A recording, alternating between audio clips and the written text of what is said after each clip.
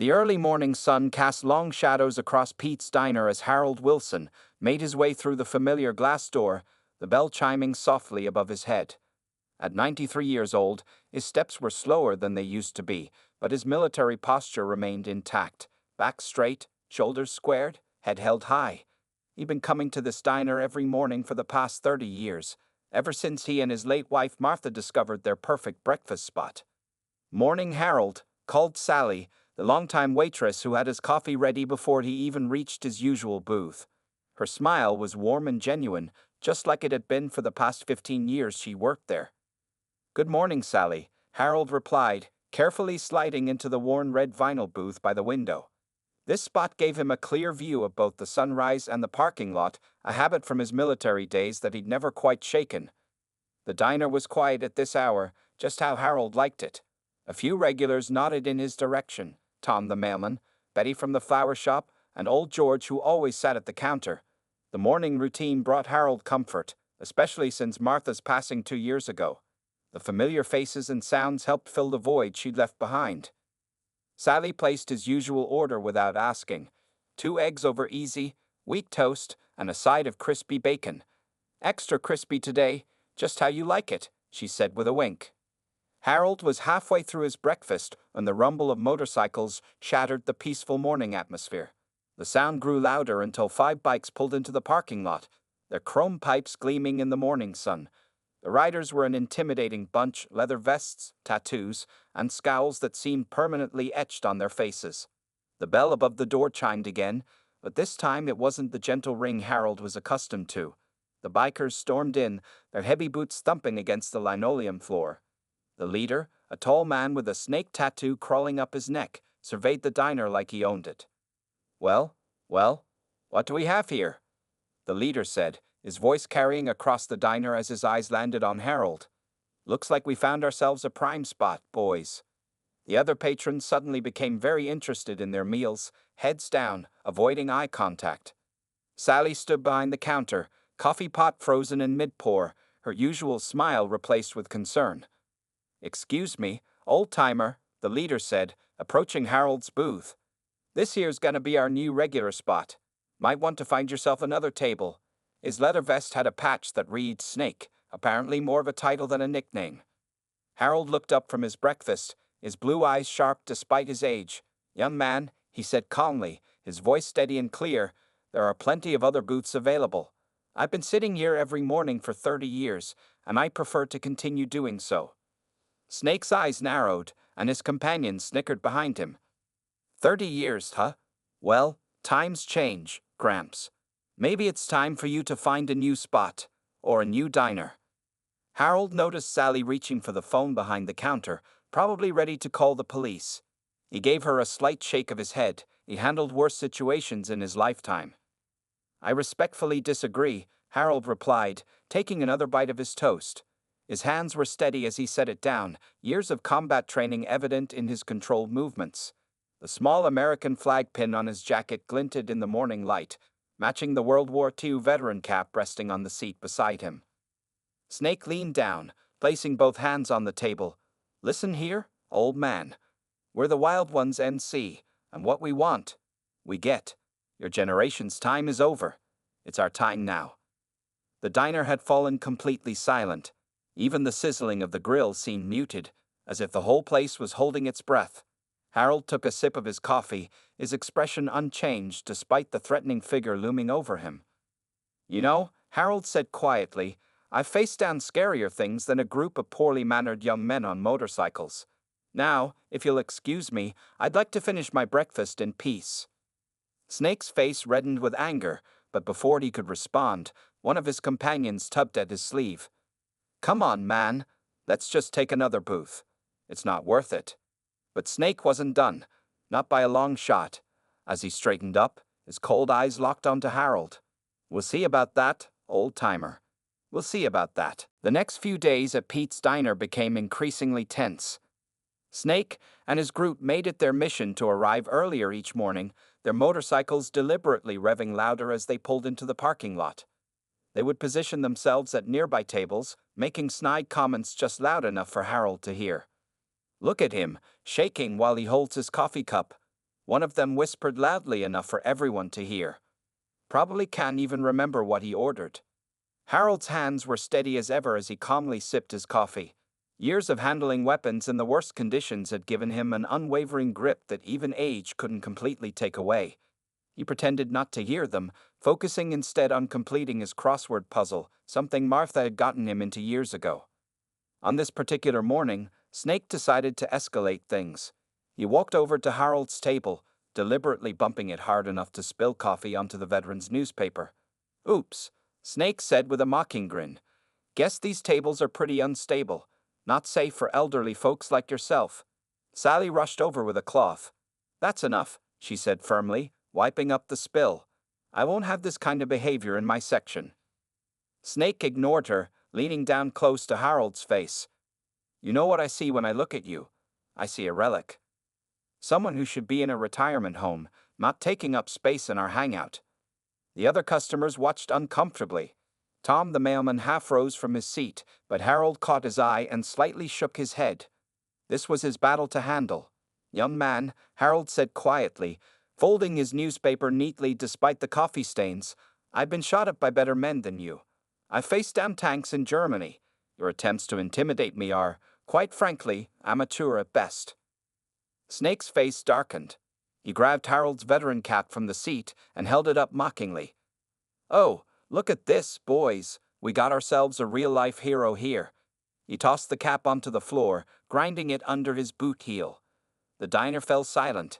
Even Snake's own gang members looked uncomfortable. Harold slowly stood up, his movements deliberate and controlled. Despite his age, he stood eye to eye with Snake, his presence somehow filling the space between them. "That cap," Harold said, his voice carrying clearly through the silent diner, "was given to me after I watched my best friends die on the beaches of Normandy. Men who gave their lives so people like you could have the freedom to act like fools." He bent down, picked up his cap, and carefully dusted it off. "You know what the difference is between you and me, son. I fought for everyone's freedom, even the freedom of disrespectful young men who never learned the meaning of honor." Snake's tough guy facade cracked slightly. He hadn't expected this level of quiet dignity. "Whatever, old man. Your war stories don't mean anything anymore. This is our time now." "Is that what you think?" Harold asked, straightening his cap. "That time erases sacrifice. That age diminishes courage." He reached into his wallet and pulled out a worn photograph, placing it carefully on the table. "Take a look at this before you decide what time has erased." The photograph showed a young Harold in his military uniform, standing next to a motorcycle. But it wasn't just any motorcycle. It was a military issue bike, and Harold was clearly part of a specialized unit. "You boys think you're the only ones who know your way around a bike?" Harold's eyes took on a distant look. "There's a lot you don't know about the old man you've been trying to chase away. And tomorrow, if you're still interested in claiming this territory, you might learn just what that means." Snake tried to maintain his tough expression, but uncertainty had crept into his eyes. He grabbed the photograph, studied it for a moment, then tossed it back on the table. "Save your stories for someone who cares, old-timer. Tomorrow, we're coming early, and the booth is ours, one way or another." As Snake and his gang left the diner, Harold carefully tucked the photograph back into his wallet. Sally approached with a fresh cup of coffee, concern written all over her face. "Harold, maybe you should find another place for breakfast, just for a while," she suggested gently. Harold smiled, a glint of determination in his eyes. "Sally, dear, I think it's time I made a few phone calls. Tomorrow is going to be quite interesting." After leaving Pete's diner that afternoon, Harold walked slowly to his modest one-story house, his mind already forming a plan. Inside, he headed straight to his study, a small room that Martha had always called his memory vault. The walls were lined with photographs and medals, each telling a story from his remarkable military career. Harold sat down at his old desk and opened the bottom drawer, pulling out a dusty black address book. His fingers, though wrinkled with age, moved quickly through the pages until he found what he was looking for. The names and numbers listed there hadn't been contacted in years, but Harold knew his old brothers-in-arms would answer his call. He picked up his phone and dialed the first number. After 3 rings, a gruff voice answered. "Yeah, who is it?" "Johnny, it's Harold Wilson. Ghost Riders Unit, Korea." There was a moment of silence, then the voice softened considerably. "Captain Wilson, is that really you, sir?" Harold smiled at the old title. "Just Harold now, Johnny. Listen, I need a favor. Remember how we used to handle troublemakers back in our reconnaissance days?" Johnny's laugh boomed through the phone. "Do I ever? What's going on, Cap?" As Harold explained the situation at the diner, he could hear Johnny's anger growing. "Those punks have no idea who they're messing with, do they? Give me an hour. I'm calling the others." Over the next few hours, Harold's phone rang continuously. Word had spread through the old network faster than he'd expected. Each call brought another voice from the past, another promise of support, another piece of his plan falling into place. "Michael checking in, sir. My son's a Marine too. He's bringing his riding group." "Thompson here, Captain. My daughter's in the courts now. She rides better than I ever did." "Steve reporting, sir. I've got 3 nephews in the service. They're all in." By evening, Harold sat in his favorite armchair, looking at an old photograph of his motorcycle unit. The Ghost Riders had been legendary in their time, a specialized reconnaissance unit that combined the stealth of motorcycles with the courage of Marines.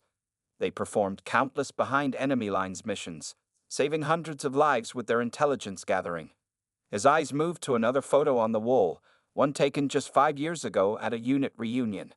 Many of his old team were still alive, and most had passed their love of motorcycles and service down to their children and grandchildren. Tomorrow, Snake and his gang would learn what real bikers looked like. As the sun set, Harold walked to his garage. Under a tarp in the corner sat his pride and joy, a perfectly maintained 1952 military motorcycle. He hadn't ridden it in a few years, but he kept it in perfect condition.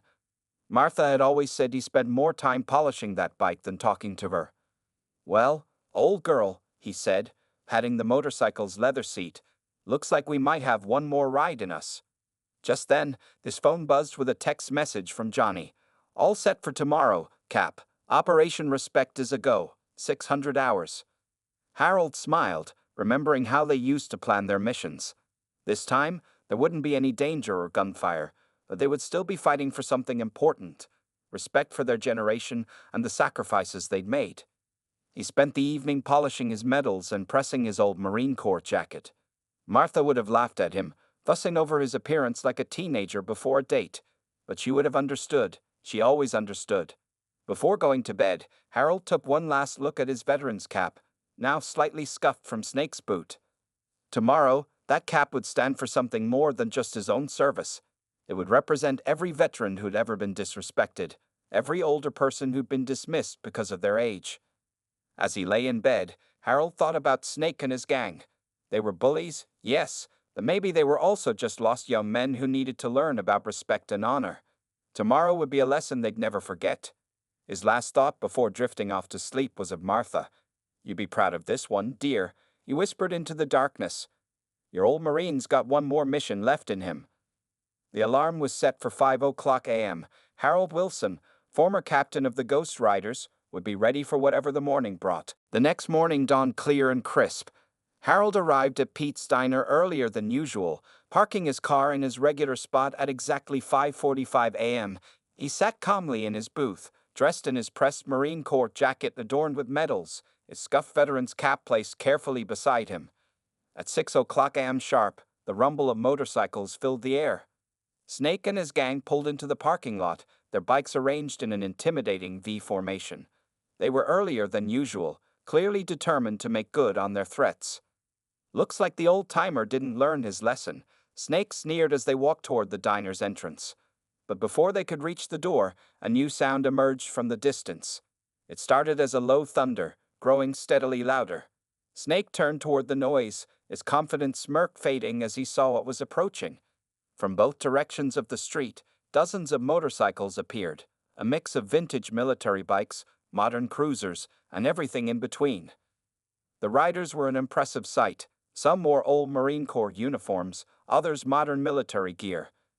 There were men and women of all ages, from veterans in their 80s to active duty service members in their 20s.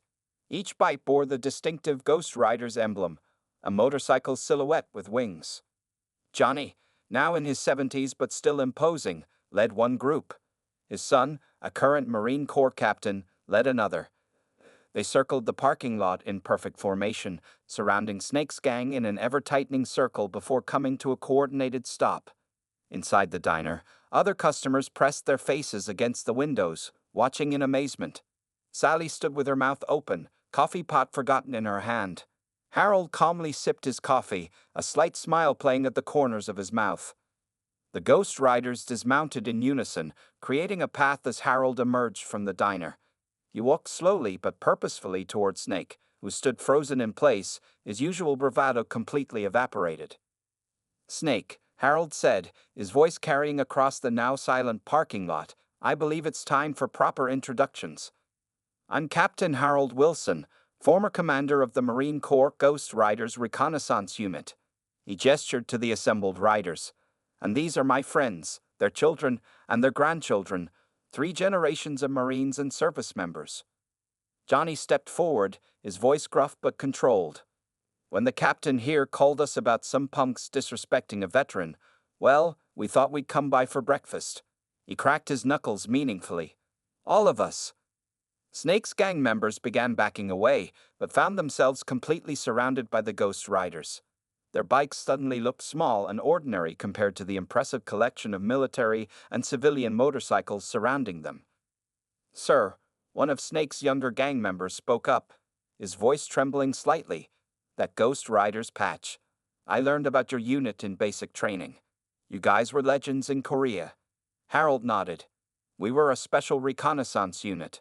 Motorcycles allowed us to move quickly and quietly behind enemy lines.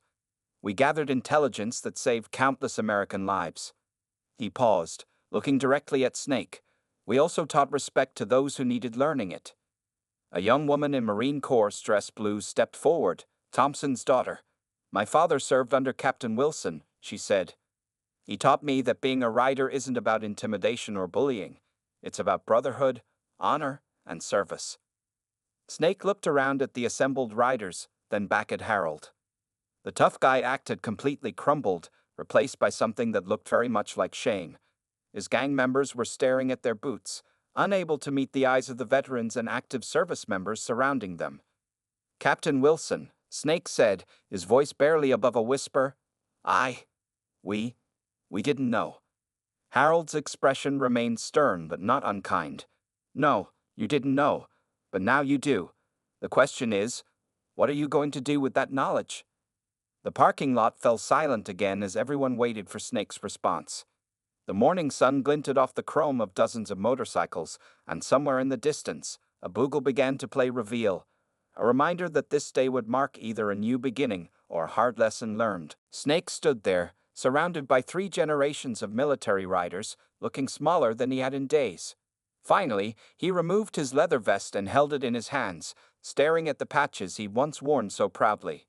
"Captain Wilson," Snake said, his voice cracking slightly, "before I say anything else, I need to tell you something." He took a deep breath, looking around at the assembled riders. I served 2 Army, 2 tours in Afghanistan. I came back different. Angry. Lost." Harold's expression softened slightly as murmurs spread through the crowd of riders. This was a story they knew all too well, the struggle of returning home, of finding purpose again. "When I got back," Snake continued, "nothing made sense anymore. Found these guys," he gestured to his gang, "and it felt like belonging again. But somewhere along the way, I forgot everything I learned about honor, about respect." He looked down at his vest again. "I became everything I used to hate." Johnny stepped forward, placing a weathered hand on Snake's shoulder. "Son, we all know that road. The question is, are you ready to find your way back?" Snake looked up, tears visible in his eyes despite his attempt to hide them. "I don't even know where to start." Harold walked closer, his metals catching the morning sun. "You start right here, right now. Tell me, soldier, what's your real name?" "James," Snake replied quietly. "James Martinez. Staff Sergeant, U.S. Army, 10th Mountain Division." Harold nodded. "Well, Staff Sergeant Martinez, sounds like you and I need to have a conversation. Sally," he called toward the diner, "we're going to need more coffee, and bring out enough breakfast for everyone." The tension in the parking lot began to dissolve. The Ghost Riders started moving their bikes into orderly rows while Snake's, or rather, James's, gang members stood awkwardly until Thompson's daughter waved them over to help. Inside the diner, Harold and James sat in the veterans' usual booth, but this time as equals. The other riders filled every available seat, creating an impromptu veterans gathering that Pete's Diner had never seen before. "I lost my best friend over there," James said quietly, staring into his coffee. "Bradley, we were supposed to go home together, start a bike repair shop, then one day, just gone. I couldn't handle it. Couldn't handle any of it." Harold reached into his wallet and pulled out an old, creased photograph. "This was Tommy," he said, sliding the photo across the table. "My best friend in Korea. Died in my arms during a reconnaissance mission. For years, I was angry too, but Tommy's last words to me were, 'Make it mean something, Harry.'" James studied the photograph, seeing the young Harold with his arm around another young Marine, both smiling despite the mud and exhaustion visible on their faces. "How did you do it?" James asked. "How did you make it mean something?" Harold gestured to the crowded diner. "By building this, by staying connected to the Brotherhood, by remembering that every day we have is a gift that others paid for." He paused, looking James directly in the eyes. "And by helping other veterans find their way back when they get lost." Around them, the diner had come alive with conversation. Young Marines were listening intently to stories from Korea and Vietnam. Veterans from different eras compared experiences. Sally rushed between tables with coffee and plates, smiling wider than she had in weeks. "Your skills, your leadership, they don't have to be used for intimidation," Harold continued. "There are veteran support groups that need people like you. Younger vets who need mentors who understand what they're going through." James nodded slowly, then suddenly sat up straighter, as if remembering something. "Bradley's sister. She runs a veterans motorcycle therapy group. She asked me to help, but I wasn't ready then. And now?" James looked around the diner, at the mix of veterans young and old, at his own gang members now engaged in respectful conversation with Ghost Riders. Maybe it's time to find out." Harold smiled, seeing the spark of purpose returning to the younger veteran's eyes. The morning sun streamed through the diner's windows, illuminating the gathering of old and new warriors, all sharing a meal, sharing stories, sharing the understanding that sometimes the hardest battles are fought after coming home. The next few weeks brought remarkable changes to Pete's Diner. What had started as a confrontation transformed into something extraordinary. Harold's usual booth became an unofficial veterans meeting point, with different faces showing up each morning to share coffee and conversation. James, no longer going by Snake, had become a regular at Harold's table. He'd shed his intimidating leather vest for a simple jacket with his Army unit patch. His former gang members, inspired by his transformation, began showing up in their own military gear, revealing that 3 of them were also veterans who had been hiding behind tough guy personas. One morning, James arrived earlier than usual, looking nervous but determined. "Captain Wilson," he said, sliding into the booth across from Harold. "I did something yesterday. I called Bradley's sister, Sarah, about that motorcycle therapy group." Harold set down his coffee cup, giving James his full attention. "And how did that go?" she cried. James said softly. "Said she'd been waiting 3 years for that call. The group. They meet every Saturday. Work on bikes together, talk about things. She wants me to help lead it." "Are you going to do it?" James nodded. "I think Bradley would have wanted that. It's time to stop running from his memory and start honoring it instead." Just then, Johnny burst through the diner's door, waving a newspaper. "Captain, James, you got to see this." He spread the local paper on their table, pointing to a headline. "Local veterans transform troubled motorcycle gang into community support group." The article detailed how the Ghost Riders and James's reform group had joined forces, creating a new organization called Veterans Victory Cycles. They were already planning community outreach programs, motorcycle maintenance workshops for struggling veterans, and escort services for military funerals. "That's not all," Johnny said excitedly. "The VA hospital called. They want us to set up a regular program for their PTSD unit. Something about motorcycles being good therapy." Harold watched as James's eyes lit up with purpose. This was what healing looked like, veterans helping veterans, turning pain into purpose, lost souls finding their way home. Sally appeared with fresh coffee, beaming at the growing crowd of morning regulars. The diner had become more than just a breakfast spot. It was now a place of healing, a brotherhood, of new beginnings. "You know what's really something?" James said, looking around the diner. "Last night, I finally opened my footlocker from Afghanistan. Found Bradley's last letter. He wrote that his biggest fear wasn't dying, it was being forgotten.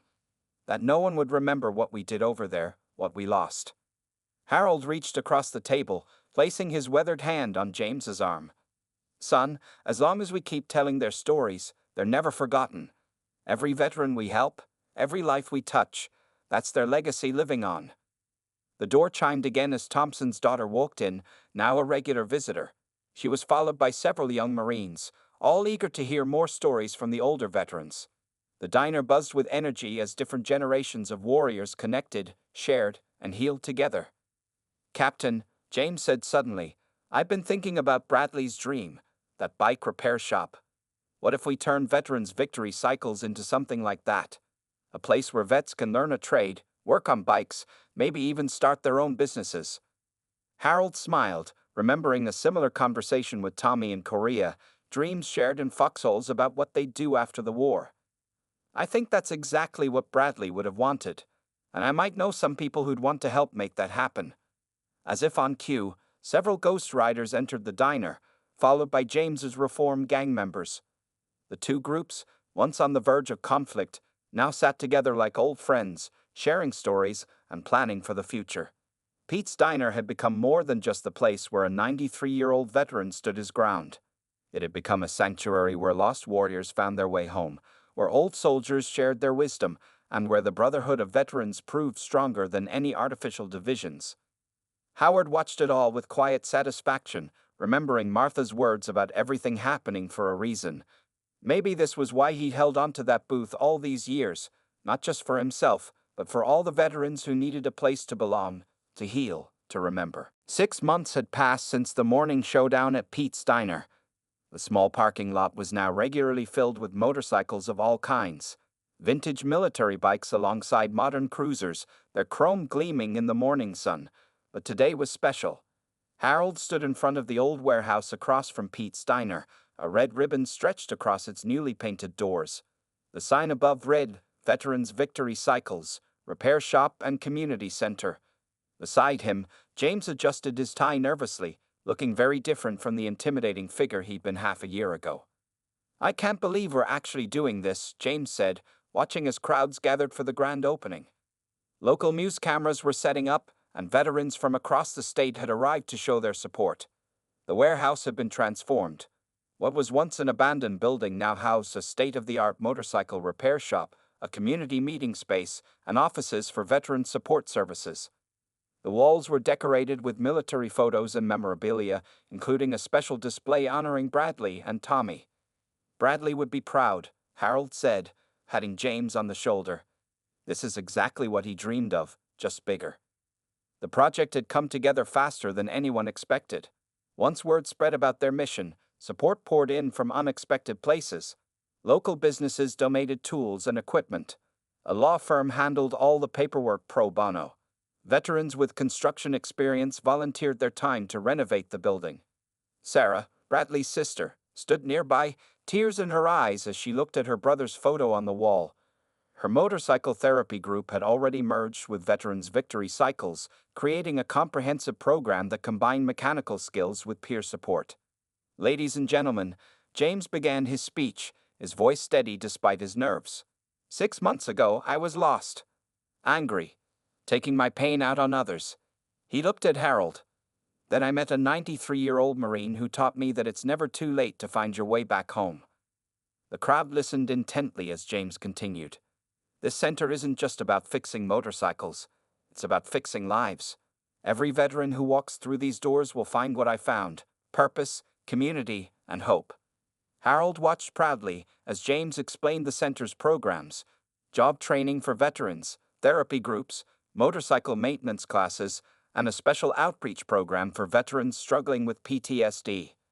The Ghost Riders had committed to mentoring younger veterans, passing on both mechanical skills and life wisdom. As James spoke, Harold noticed someone in the crowd, an elderly woman with tears streaming down her face.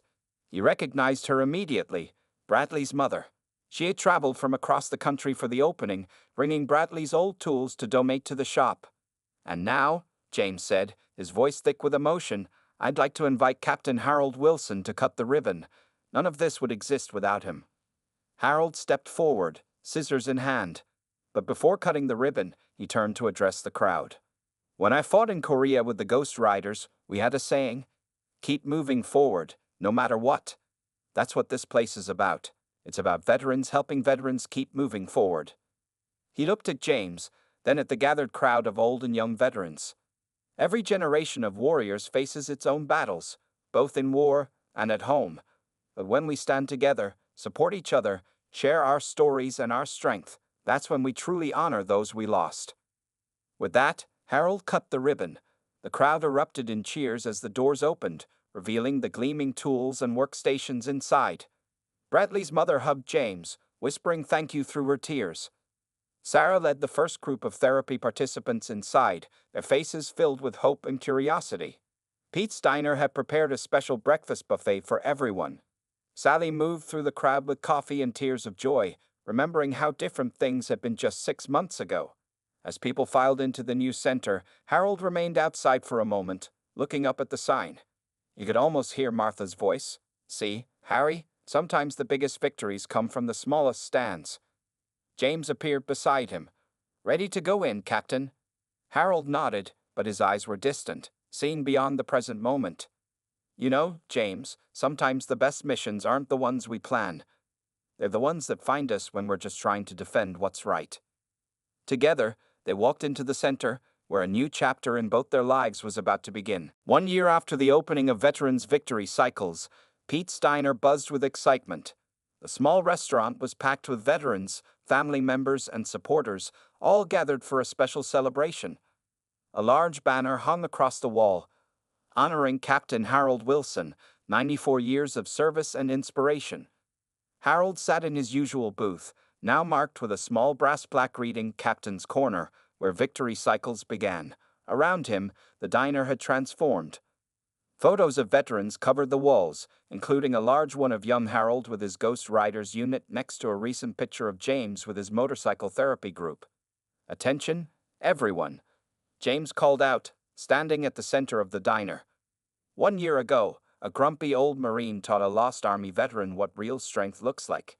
Today, Veterans Victory Cycles has helped over 200 veterans find their way back home. The crowd applauded as James continued. "We've graduated 30 veterans from our repair certification program. Every single one has found employment. Our therapy groups have expanded to 3 more cities. And it all started because Captain Wilson refused to give up his booth." Harold smiled, thinking of how much had changed. The warehouse across the street now hummed with activity every day. Veterans of all ages worked side by side, healing themselves by helping others. The sound of motorcycles no longer brought tension to the diner. Instead, it brought smiles of recognition. Sarah stepped forward, holding a special plaque. "Bradley would have loved this place," she said, her voice strong despite the emotion. "Every time I hear a bike engine start up for the first time after repairs, I think of him. His dream didn't die. It just needed the right people to bring it to life." The plaque she held displayed 2 photos, Bradley in his Army uniform and Tommy in his Marine Corps dress blues. Beneath them were the words, "In honor of those who showed us the way, their legacy lives on in every life we help." Johnny, now the head mechanic trainer at the center, raised his coffee cup. "To the captain, the toughest 94-year-old I know." "To the captain," the crowd echoed.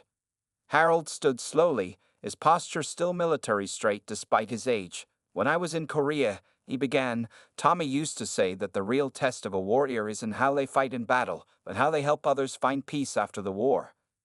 He looked around the diner, at the faces of veterans young and old. "What we built here, it's not just about motorcycles or therapy or jobs.